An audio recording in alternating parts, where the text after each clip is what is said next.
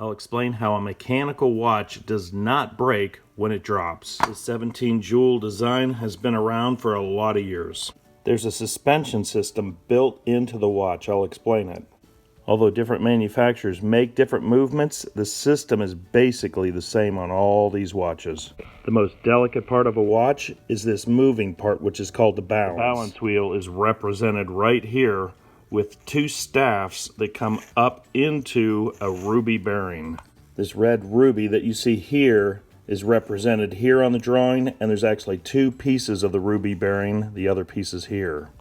This gold spring that's right on top goes over top of the ruby bearing, and if there's ever a drop, then everything in here moves so this thin little shaft does not break.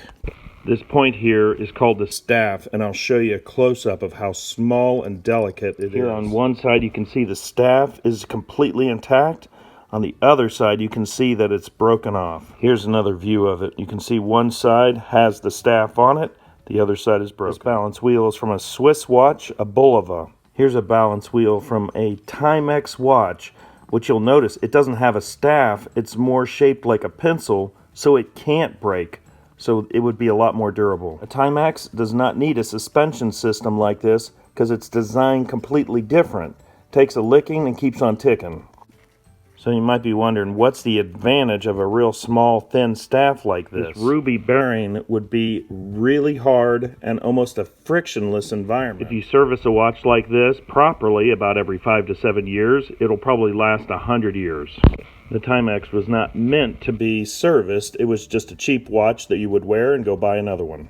You can see that this movement is running just fine. You can see that this one might run for just a couple seconds and stop because there's dirt in the bearing.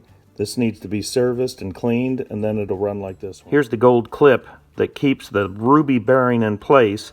The gold clip holds everything in. To remove the ruby bearing, you would pull this little clip out and it swings up and out of the way. Because these parts are so delicate, you need a loop to be able to get in there with some magnification. Here on the end of a pin is that little spring. In some cases it'll just flip up, but this time the entire piece just came off. This is a stick pin, so you can see how small the pieces are. We'll remove the first part of the ruby bearing.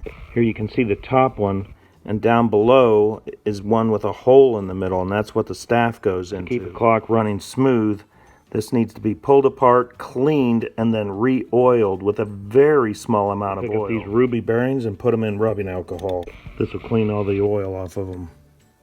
Here we can see the two parts of the ruby bearings and the spring. Here we can see the shaft or the staff. Here's a close-up of that staff in there. The ruby is like a mirror on there, so it's very clean. And you'll put the oil back onto the bearing. With the smallest amount of oil, you can see now it runs. We'll put the cap bearing on and place the spring back in. That's what a suspension system on a watch looks like.